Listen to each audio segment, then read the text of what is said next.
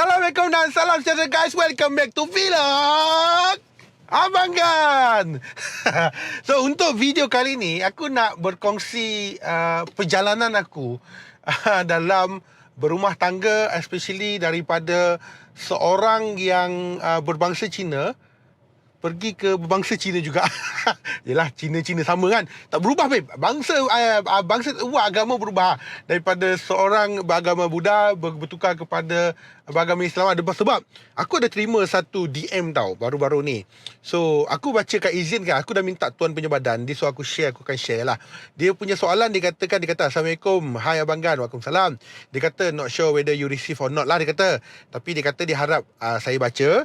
Dan dikatakan dia ada jumpa video saya dekat YouTube dan dia very enjoy saya punya revert of the journey lah kiranya.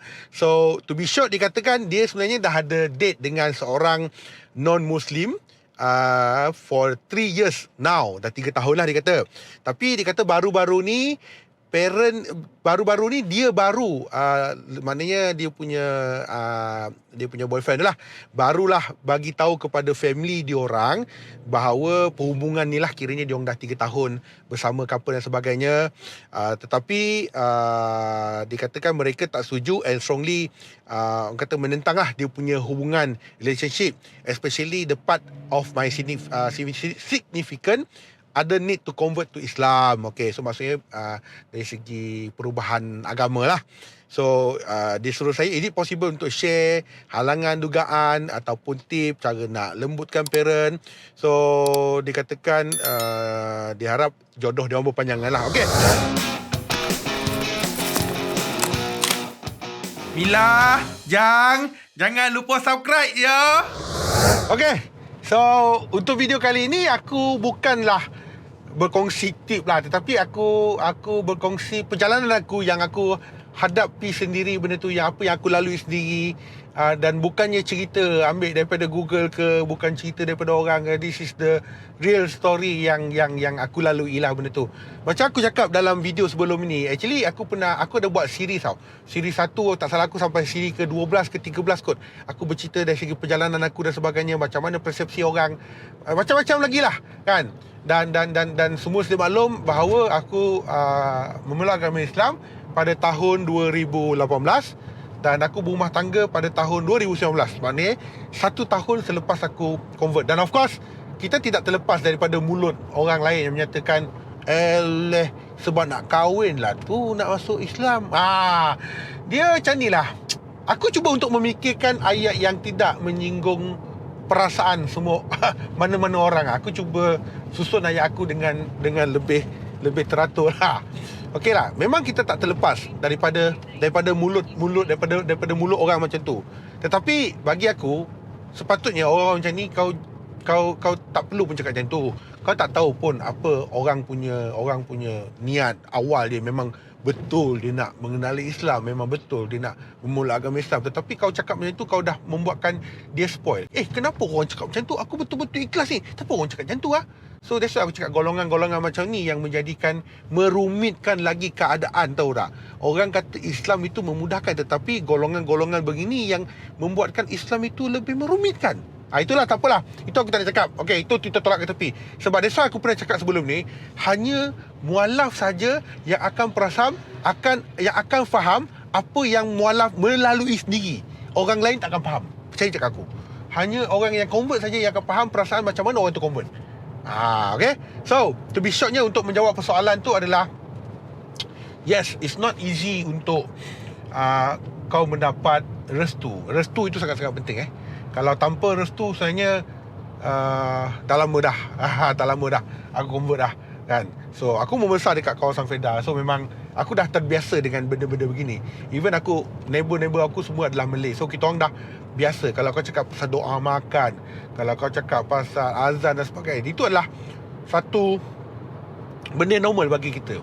Okay, to be short, dia adalah sepanjang perjalanan saya tu, selain daripada kita memainkan peranan penting untuk family kita, on your behalf pun memainkan peranan penting dia juga untuk memujuk ataupun untuk convincekan you punya family. Selain daripada itu, bagi kes aku adik-beradik aku banyak memainkan peranan untuk menyampaikan benda yang betul kepada parent aku. Kiranya adalah family member aku banyak bercerita dengan mak aku bahawa dia tak ada pun, maksudnya bukanlah. Sebab orang tua ni dia ada satu bad perception. Kalau katakan, so golongan-golongan macam ni lah menyampaikan benda tak betul kan. Kalau anak kau dah masuk Islam, dia tak boleh duduk sekali dengan kau dah. Dia tak boleh duduk makan sekali dengan kau. Dia tak boleh borak-borak sekali dengan kau dah. Dia tak boleh dah benda tu. Lepas tu kau kena asingkan ni, kau kena asingkan tu. Benda tu membuatkan jadi complicated lah. Katakan, kalau dia dah masuk agama Islam, dia bukan anak aku lagi dah. Bukan dah. Bukan. Lepas tu kau masuk agama Islam, kau kena tukar nama. Kau kena tukar nama. Kau tak boleh maintain nama sama. So golongan-golongan macam ni lah menyusahkan sebenarnya. So tujuan apa yang kita buat adalah kita sampaikan benda yang betul. Okay, semua semaklum, lepas aku memeluk agama Islam, aku masih lagi maintain nama yang sama. Sebab aku strongly berpendapat nama yang diberikan oleh parent aku itu adalah nama yang terbaik untuk aku, yang kena dengan aku. Melainkan kalau nama itu membawa unsur-unsur tidak baik. Tetapi nama yang sedia ada telah menunjukkan, telah membawa satu maksud yang baik. So why not kita continue? So itu yang poin pertama lah. So masuk agama Islam, tak payah tukar nama. So macam saya tak tukar nama. Okay, aku tak tukar nama. Nama aku masih lagi sama. Aku tak ada Ben, aku tak ada Benti. Tak ada Benti pula, ya Allah. Aku berlaki. Tak ada Ben Abdullah, tak ada. Aku masih proud nama aku yang diberikan oleh parents aku sejak aku lahir sampailah sekarang benda tu. Yang kedua adalah kerap untuk berborak mereka. Okay, kerap untuk berborak mereka, sampaikan benda-benda yang betul. Betul lah, kadang-kadang kita cerita dia tahulah kan, ni mesti nak cakap pasal benda ni So that's why lah katakan embong your family member yang patut mainkan peranan benda ni untuk bercerita kepada diorang benda-benda ni, baru kan benda tu kan. Okay, so apa yang aku buat adalah okay, of course sebelum aku memeluk agama Islam, aku banyaklah orang katakan tipu sunat lah. Benda ni bukan kita tak nak pun, sebab kita tak nak merumitkan keadaan. Kalau kita tak tipu sunat, dia akan membuatkan benda tu jadi lagi complicated. Okay, so menjadi macam tipu sunat macam puasa. Macam aku cakap sebelum ni aku start belajar puasa daripada 2007. Tapi aku puasa time aku dekat universiti je. Once kalau bercuti sem aku balik kampung, aku tak puasa. Sebab aku tak nak family aku tahu. So aku tak puasa lah. So aku tak pernah puasa penuh sepanjang aku belajar puasa pada waktu itu. Dan sebenarnya selepas kau menyatakan kau punya hasrat untuk memeluk agama Islam dan sebagainya, selepas saat kau share kepada parent kau, hati kau lega. Serius, pada waktu itu aku memang lega gila-gila.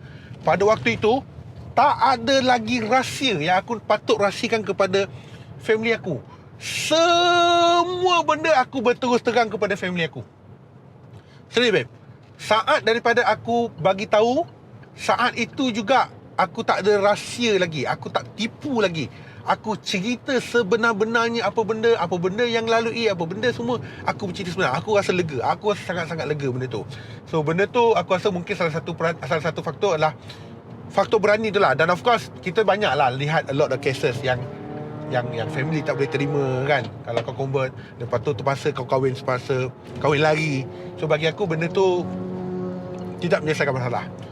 Masa cuma orang DM saya ni, anda dapat bersabar atau tidak? Setengah orang dia tak boleh sabar. Aku berapa lama aku nak tunggu kau? 10 tahun? 20 tahun? 30 tahun? Tidak. Tetapi jika anda dapat bersabar dan anda percaya ini adalah hubungan anda percaya pada jodoh yang diberikan, maintain. Tunggu, orang katakan masa akan membuktikan segala-galanya. Okay? Dan lebih penting adalah aku pernah cerita tau sebelum ni, untuk membuktikan bahawa apakah perception yang dia kata tu tidak benar. Aku pernah family aku, masa tu aku dah bermula agama Islam so aku nak mengubah mindset dia orang family aku pergi dekat restoran Chinese yang ada pork. Pada masa sama juga aku bawa orang rumah aku masuk ke dalam restoran itu. Pada waktu itu wife aku memang bertudung okay? Wife aku masa tu bertudung. So kita orang masuk, orang tengok, uish, Betul je ni. Macam aku tak apalah, aku muka Cina. So aku boleh jadi dua, aku boleh jadi Cina. So benda tu tak memberikan was-was kepada aku. Tetapi pada wife aku nampak pelik. Tetapi once kau buat benda tu tak salah pun. Kau masuk bukan kau pergi makan. Kau masuk, kau order lah air, order air Coke ke 7up ke. Kau minum lah, kau teman lah dia orang makan. Sambil-sambil makan tu berborak lah kan. So macam family aku, dia tak adalah kejam apa-apa. Dia kata, pergilah makan. Kita orang makan sini, kau pergi makan tempat, kau tu pergi kedai depan makan benda tu. Dia tahulah mana halal, tak halal, mana dosa, tak dosa. Even mak aku pernah cakap dengan aku sendiri, mak tahu mana salah, mana tak salah, mana dosa, mana tak dosa. Takkanlah aku nak masak benda yang tak boleh kau makan untuk kau makan. Berdosalah aku. Kan? Even mak pun berfikiran macam tu. Kau tengok, Alhamdulillah, apabila parent kau faham benda tu, itu tak bercerita lagi lepas aku memeluk aku, misal aku puasa, mak aku yang kejutkan aku bangun untuk makan sahur, mak aku yang sediakan makanan untuk aku makan sahur. Itu aku tak cerita lagi. Itu aku dah cerita dalam video lain. Tetapi macam mana aku buat lah, always communicate dengan dia, bercakap dengan dia pasal benda ni. Sebab dia orang tak tahu tau. Kalau kau percayalah, kalau kau cakap dengan parent dia, anak dia tak payah tukar nama, dia takkan percaya. I'm not believe. Pasti babe, orang tak tahu benda tu kan. So apa yang aku buat adalah, aku keep makan dengan dia orang sekali. Aku balik, aku makan apa yang makanan lauk mak aku makan. Come on babe, kau tahulah mana yang boleh makan, mana tak boleh makan. Tapi macam aku cakap lah, parent mana yang tak sayangkan anak, parent mana yang dia tak tahu mana dosa tak dosa. Macam aku cakap, mak aku jangan cakap, mak tahu mana dosa tak dosa, takkan aku nak bagi kau makan benda tak boleh makan. So setiap kali aku balik, mak aku akan gunakan kuali yang lain. Dekat rumah aku ada dua jenis kuali.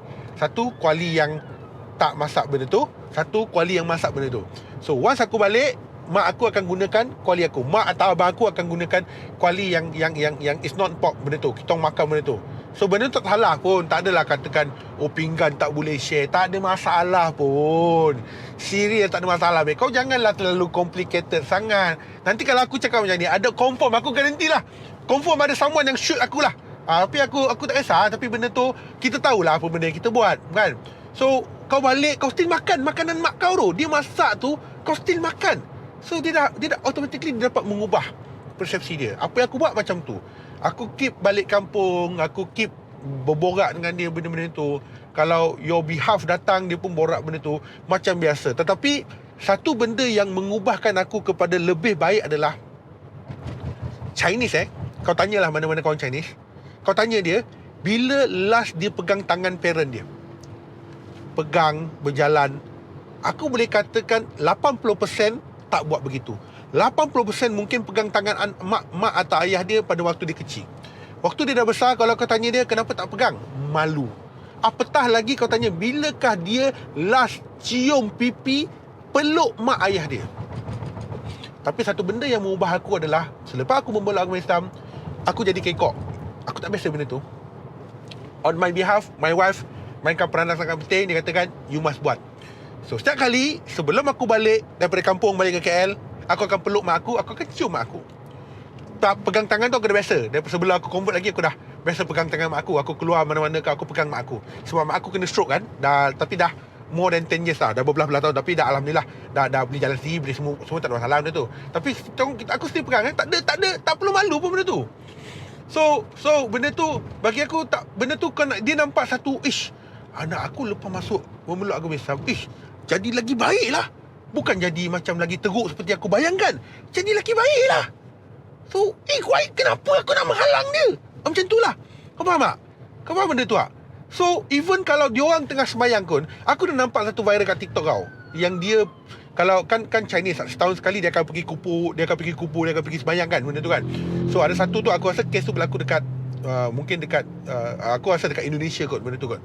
Dia pakai tudung tapi dia still pergi kubur teman dia orang, sebab mak dia memang tak boleh nak buat benda-benda tu. So dia still tolong susunkan untuk kertas yang nak dibakar, susunkan benda-benda yang nak disembayang, susun buah dan sebagainya. Bagi aku tak salah pun. Tapi itulah, lah ni zaman viral tau. Seminit, sesaat, kejap orang tahu. Benda apa kau buat kat KL, tak sampai seminit, orang kawan kau kat Indonesia dah dapat tahu dah. Benda viral babe.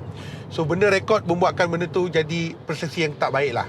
So bagi aku kalau buat-buat benda macam tu tak payahlah rekod. Bagi aku lah, tanya aku tak payahlah rekod. Bagi aku cukuplah benda tu.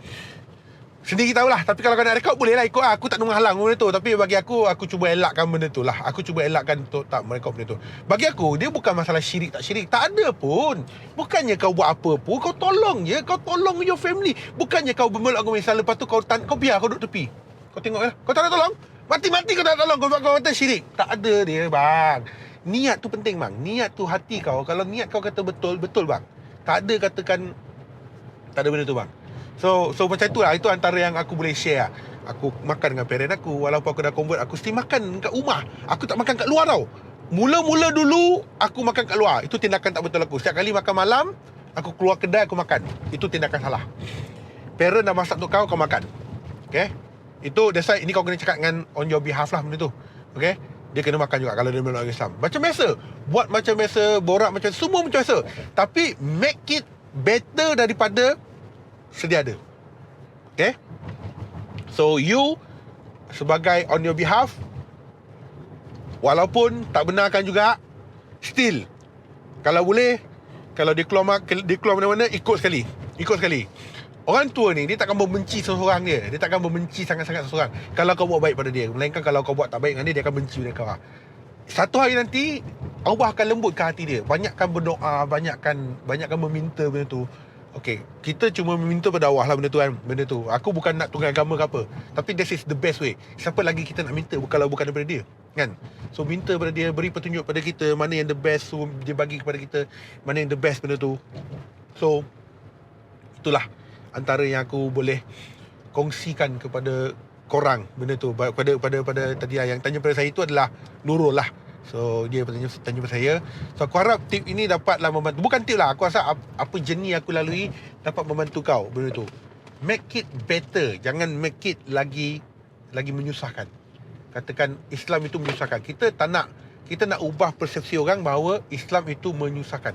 Kita tak nak. Kita nak Islam itu memudahkan dan membuatkan kita menjadi lebih better. On your behalf pun kena mainkan peranan. You pun kena main peranan juga. Of course adik-beradik kena main peranan. Kalau you tak boleh tackle parent dia, kau tackle adik-beradik dulu. Kau tackle salah seorang dulu. Tackle adik-beradik dulu. Kalau dia ada adik-beradik dia minta lah bagi. Benda tu jangan terlalu memaksa diri. Benda tu mengambil masa. Honestly, aku mengambil masa beberapa tahun. Bukannya hari ni aku minta, hari ni aku dapat, tak. Everything is about time. Aku mengambil masa beberapa tahun. I'm not joking. This is the real. Aku mengambil masa beberapa tahun untuk solvekan, untuk selesaikan segala-gala yang ini. Okay. So video ni terlalu panjang bagi aku. InsyaAllah next aku akan kongsikan apa benda yang next aku boleh kongsikan, aku kongsikan. So make sure kau terus ikutlah. Sebab aku buat ni tak ada plan lah. Aku tak ada tulis kertas cakap apa yang terlintas kat kepala aku akan cakap. That's why kadang-kadang kau nampak aku macam cacah merbah sikit. Kejap cerita ni. Cerita lah benda tu. So apa yang aku cerita adalah apa yang aku lalui. So aku kongsi apa benda yang aku lalui. It's not tambah garam, tambah dia, tak ada bang. Tak ada. Okay. So good luck to the Nurul. InsyaAllah satu hari nanti kalau jodoh tu panjangan, dia adalah jodoh anda. Kalau insyaAllah satu hari nanti anda berumah tangga, DM saya, jemputlah saya. InsyaAllah saya cuba hadir. InsyaAllah saya cuba hadir. Okay. Alright. So kita jumpa lagi dalam video akan datang. Bye-bye semua. Assalamualaikum.